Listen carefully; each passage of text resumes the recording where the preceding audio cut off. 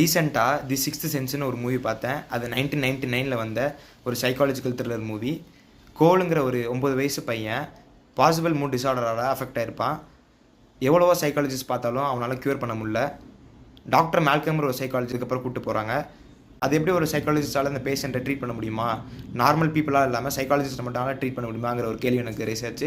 எப்படி டாக்டர் மேல்கம் அவரோட way of கொஷினிங்கும் அவரோட way of collecting the data from the கோலும் சரி, அது எப்படி அவர் அனலைஸ் பண்ணி அது கோல்கிட்ட வந்து கேட்குறதா இருக்கட்டும், இந்த கேம் விளையாடுறதா இருக்கட்டும், இந்த மாதிரி பேச வைக்கிறதுக்காண்டி என்ன ட்ரை பண்ணுறதா இருக்கட்டும், இதெல்லாம் அந்த மூவியில் நல்லாவே காமிச்சிருந்தாங்க. ஒரு சைக்காலஜிக்கல் கம்ஃபர்ட் வந்து டாக்டர் மேல்கம் வந்து கோலுக்கு கொடுத்துருந்தாரு.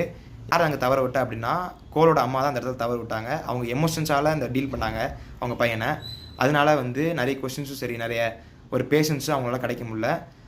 இந்த சைடில் நம்ம என்னடா பார்த்தா ஒரு சைக்காலஜிஸ்ட்டாக வந்து ஒரு பேஷண்ட்டை ட்ரீட் பண்ணுறாங்களேன்னு ஒரு ஹாப்பியை பார்த்தா, இன்னொரு சைட்லேருந்து சைக்காலஜிஸ்டோட லைஃப் பார்த்தோம் அப்படின்னா டாக்டர் மேல்கமோட ஒய்ஃப் ஆனா வந்து வெட்டிங் டே வந்துருந்துச்சு. அப்போது அவரால் வந்து இந்த கேஸில் கான்சன்ட்ரேட் பண்ணிகிட்டு இருந்ததுனால ஃபுல்லாக அவங்க ஃபேமிலியோட டைம் ஸ்பெண்ட் பண்ண முடியல. அந்த வெட்டிங் டேயும் அவங்க ப்ராப்பராக கொண்டாட முடியல. இந்த மூவியில் என்னைய கூஸ் பம்ப்ஸ் உருவாக்க வச்சதே நிறைய பிளாட் ட்விஸ்ட் இருக்குது.